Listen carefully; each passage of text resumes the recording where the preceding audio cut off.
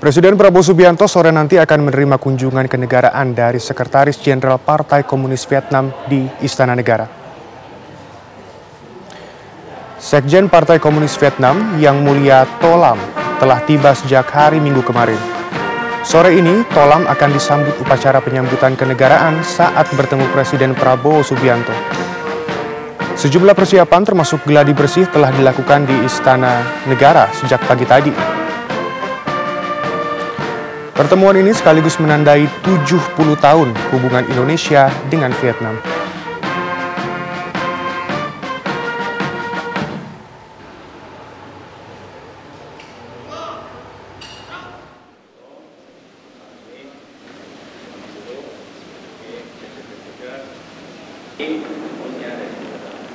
Lanjut. Ya. Ibunya Amin.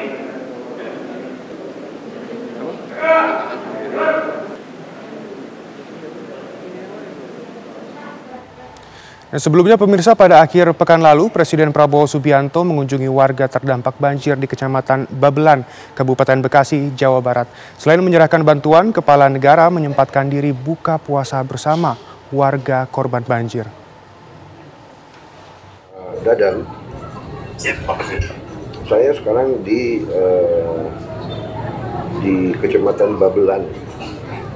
Oh, Bapak sedang ke sana? Ya, saya di sana di Kabupaten Bekasi, Kecamatan Babelan. Tapi mereka makannya belum sampai.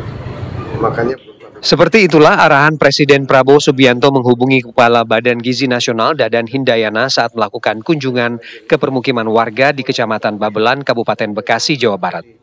Kerendam, jadi harus dipikirkan nanti bagaimana. Dalam pembicaraan itu juga terdengar arahan dari Presiden Prabowo agar warga korban banjir di lokasi ini dikirimkan makanan.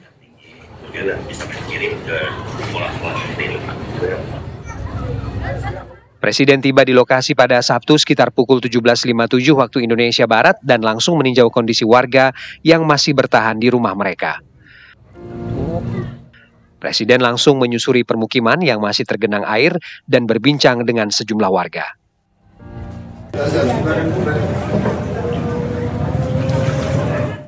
Kepala negara juga menyempatkan diri berbuka puasa bersama warga. Warga mengaku senang dan berharap ada perbaikan bagi permukiman mereka. Bahagia, Ibu sangat terharu Bapak Presiden mau berkunjung ke rumah Ibu. Harapan Ibu gimana Bu kedatangan beliau? Harapan Ibu ya minta yang terbaiknya aja Ibu mah. 1, 2, 3, 2, 1. Sebelum meninggalkan lokasi, Presiden Prabowo juga menyerahkan bantuan makanan bagi warga untuk berbuka puasa.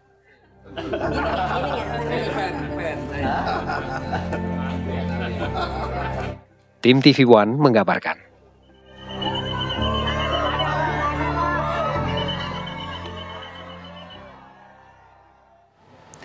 Wakil Presiden Gibran Rakabuming Raka meninjau pelaksanaan cek kesehatan gratis di Puskesmas Kecamatan Taman Sari dan Puskesmas Kecamatan Tambora, Jakarta Barat. Wapres tiba di Puskesmas Kecamatan Taman Sari sekitar pukul 10 waktu Indonesia Barat dan langsung berinteraksi dengan masyarakat yang tengah mengikuti program cek kesehatan gratis. Usai memeriksa kelengkapan fasilitas kesehatan di Puskesmas ini, Wapres kemudian beranjak ke Puskesmas Tambora. Di Puskesmas Tambora, ia kembali mengecek fasilitas kesehatan yang tersedia serta berdialog dengan tenaga medis dan warga. Pada kesempatan ini, Wapres menekankan pentingnya pemeriksaan kesehatan secara berkala guna mencegah penyakit sejak dini. Gibran juga berpesan agar masyarakat bisa aktif memeriksa kesehatannya, termasuk dengan memanfaatkan program cek kesehatan gratis.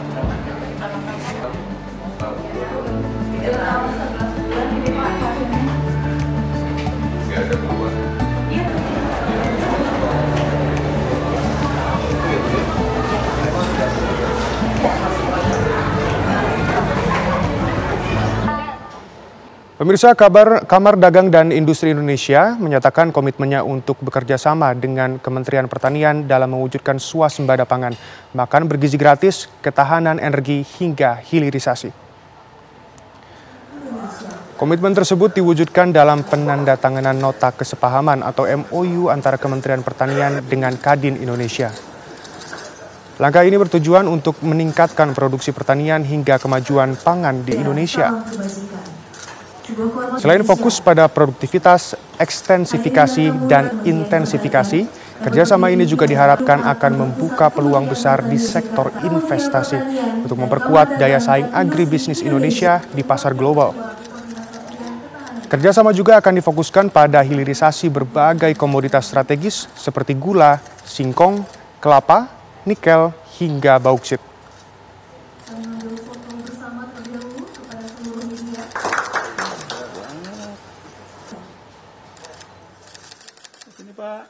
Oke Pak Menteri. Tapi ya seperti di nota kesepahaman ini, kita juga ingin membuat ekosistem pertanian yang kuat, Pak Menteri. Dan butuh arahan dan masukan. Kita juga ingin memperkuat teknologinya, SDM-nya. Dan Kadin karena mempunyai jaringan, Pak Menteri, ke luar negeri, ya kita juga suatu saat ingin membuka akses pasar. Ada cetak sawah, ini sekarang ini. Nah kami butuh bantuan Pak Ketua Umum, kita kolaborasi. Cetak sawah itu mana tahu dia agak kesulitan karena ada 200.000, bisa 300.000 hektar. Kemudian kemudian oplanya 500.000 hektar, jadi 800.000 hektar, dan ini tidak mudah. Anggarannya ini, kemudian irigasi ada 2 juta hektar. Menteri Sosial meninjau persiapan bangunan sentra terpadu Pangudi Luhur di bawah Kementerian Sosial yang akan digunakan sebagai sekolah rakyat. Sekolah rakyat program pemerintah ini dikhususkan untuk warga tidak mampu agar dapat menempuh pendidikan dan ditargetkan sekolah rakyat ini beroperasi pada tahun ini. Teman-teman kan, ini Pak Sekjen, ini dari Dikti, ini. Menteri Sosial Saifullah Yusuf didampingi Wamensos dan Sekretaris Kabinet Teddy Indrawijaya meninjau gedung sentra terpadu Pangudi Luhur milik Kementerian Sosial di Bekasi Timur, Kota Bekasi, Jawa Barat. Ini adalah bagian dari persiapan program Presiden Prabowo, yaitu Sekolah Rakyat. Sekolah Rakyat adalah sekolah formal berbasis asrama diperuntukkan bagi anak dari keluarga tidak mampu. Pemilihan gedung milik Kemensos karena secara infrastruktur telah memadai. Menurut Saifullah Yusuf, sesuai dengan arahan Presiden, rencananya pada tahun ajaran 2025, sekolah rakyat bisa terlaksana. Sekolah rakyat adalah sekolah formal dan ijazahnya sama seperti sekolah umum lainnya. Iya, semua sekolah ada yang gratis, tapi ini khusus berasrama dan dari keluarga miskin. Supaya mereka punya kesempatan untuk memperoleh pendidikan yang layak, tidak terganggu dengan situasi dan kondisi yang lain gitu. Di sini sepenuhnya diusahakan sampai SMA, setelah SMA nanti diharapkan bisa meneruskan ke perguruan tinggi. Sekolah rakyat hanya menerima anak dari keluarga tidak mampu dan sudah terdaftar dalam data Kementerian Sosial. Sekolah rakyat setiap daerah bisa berbeda-beda tingkatannya. Di Bekasi akan dimulai dari jenjang SMA atau SMK. Sekolah rakyat nantinya serentak berjalan di beberapa wilayah, diantaranya Bekasi, Jakarta, Cirebon, dan Jawa Tengah. Dari Bekasi, Jawa Barat, Kurnia Dwi Hapsari, TV One mengabarkan. Pemirsa, menjelang Hari Raya Idul Fitri, Menteri Energi dan Sumber Daya Mineral Bahlil Lahadalia sidak ke SPBU dan mengecek pasokan listrik di lokasi pembangkit listrik tenaga mesin gas atau PLTMG di Bau-Bau, Sulawesi Tenggara.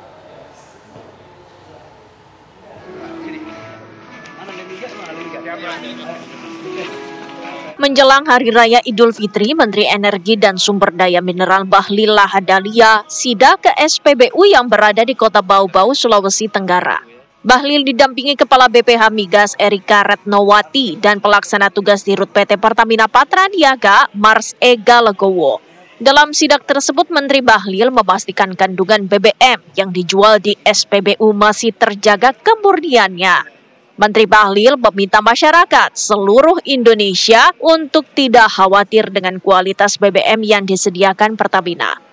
Sementara Menteri Bahlil juga mendatangi fuel terminal BBM, mengecek stok dan kesiapan operasional untuk menjamin kelancaran pasokan BBM selama mudik Lebaran hingga arus balik nanti. kami tadi melakukan kunjungan inspeksi langsung untuk mengecek ketersediaan BBM dalam menjelang Hari Raya. Sampai sekarang cadangan kita sampai kapasitas 17-21 hari. Jadi nggak ada masalah, baik dari minyak, dari Pertalite, Pertamax, maupun dari sisi solar. Jadi itu clear. Dukungannya karena juga kami Selain mengecek ketersediaan BBM, Bahlil juga mendatangi lokasi pembangkit listrik tenaga mesin gas yang berlokasi di Kelurahan Kolese, Kecamatan Lea-Lea, Kota Bau-Bau. Kunjungan bertujuan memastikan seluruh daerah, khususnya daerah pelosok dan pulau terluar, mendapatkan layanan listrik yang memadai. Pihak PLN memaparkan ketersediaan pasokan listrik dan mesin berdaya 30 MW masih berimbang dengan kebutuhan masyarakat. Sementara, Bahlil dalam kunjungannya ke pulau terluar di Wakatobi menemukan masih ada desa yang belum mendapatkan layanan listrik. Bahlil telah meminta pihak PLN untuk segera melakukan percepatan pengadaan layanan listrik di desa tersebut. Dari Kota Bau-Bau, Sulawesi Tenggara, Jamil Azali, TV One mengabarkan. Program pemerintah membangun 5.760 unit rumah untuk prajurit telah dimulai. Peletakan batu pertama dilakukan oleh Menteri Perumahan dan Kawasan Pemukiman Marwarar Sirait bersama Inspektur Jenderal TNI Angkatan Darat Letjen TNI Erwin Jatmiko.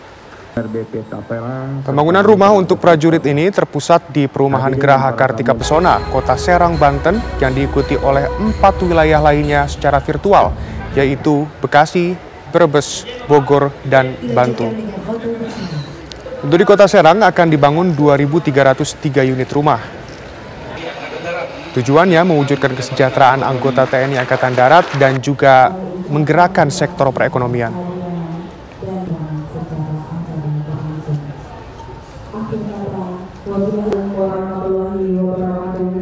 Bahwa sektor perumahan akan sangat berpengaruh kepada pertumbuhan ekonomi. Coba aja kita lihat dari semen, pasir, batu, baja, seng, semua, ya, bata, baja, busana, kabel, tenaga kerja, ya, itu semuanya, Pak, menggerakkan sekali, Pak. Jadi kita harus optimis lah, ya, sektor perumahan ini bisa membantu supaya pengangguran bisa kita hilangkan dengan. Pemirsa, tim Kementerian Hukum akan mengambil sumpah 3 pemain naturalisasi di KBRI Roma pada hari ini. 3 pemain naturalisasi yang akan diambil sumpah menjadi warga negara Indonesia adalah Dean James, Emil Audero, dan Joy Pelupesi. Ketiganya telah menjalani proses sesuai dengan ketentuan undang-undang dan mendapatkan persetujuan dari DPR dan Presiden Republik Indonesia. Setelah diambil sumpah menjadi warga negara Indonesia, ketiga pemain itu akan didaftarkan oleh PSSI ke FIFA. Sebagaimana aturan FIFA, pemain dapat didaftarkan sebelum tanggal 13 Maret 2026.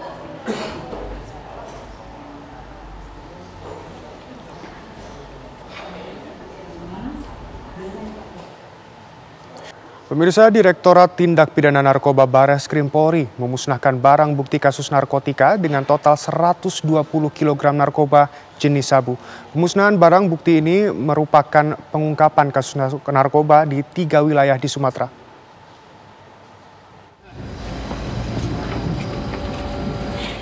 Inilah 6 tersangka kasus narkoba yang ditangkap oleh Direktorat Tindak Pidana Narkoba Bareskrim Polri. Mereka dibawa ke RSPAD Gatot Subroto Jakarta Pusat beserta barang bukti sabu sebanyak 120 kg. Kedatangan para tersangka itu untuk melihat langsung proses pemusnahan barang bukti sabu milik mereka. Sebelum dimusnahkan, sabu tersebut terlebih dahulu diuji keasliannya. Setelah terbukti keasliannya, sabu tersebut kemudian dimusnahkan dengan cara dibakar dalam insenerator. Menurut Kasubdit 4 Ditipit Narkoba Bareskrim Polri, Kombes Gembong Yuda, barang bukti sabu yang dimusnahkan merupakan hasil penindakan di 3 lokasi, yaitu Tanjung Balai Asahan, Bengkalis, dan Kota Pekanbaru.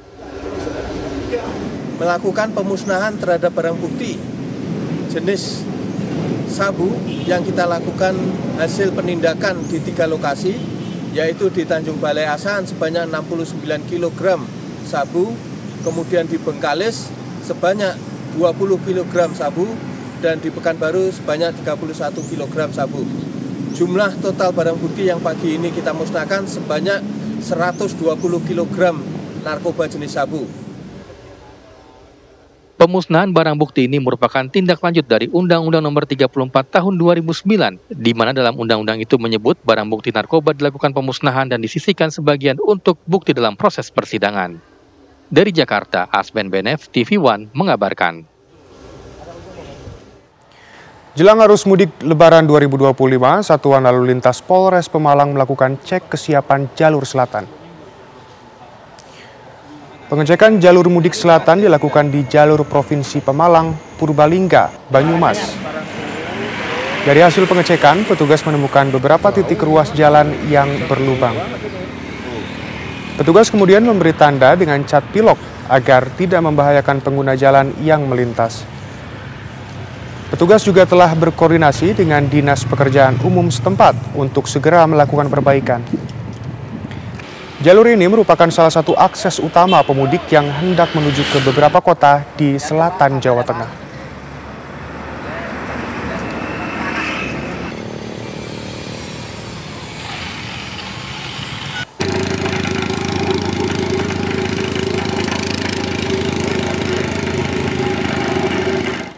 Pemirsa, jembatan terpanjang di Kalimantan Barat telah diresmikan dan telah bisa dilalui kendaraan.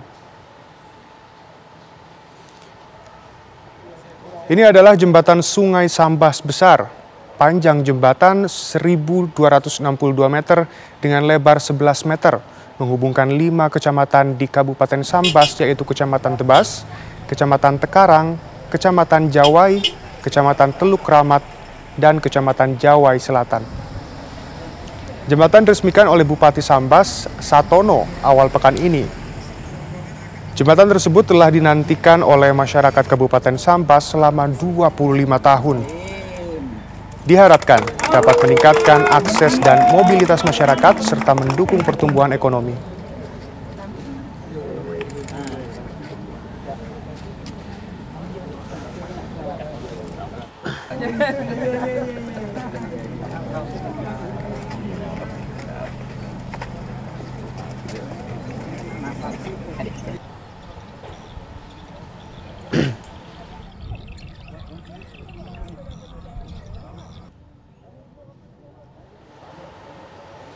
Dan pemirsa, kabar tersebut sekaligus menutup jumpa kita kali ini. Kabar Merah Putih esok akan kembali di waktu yang sama.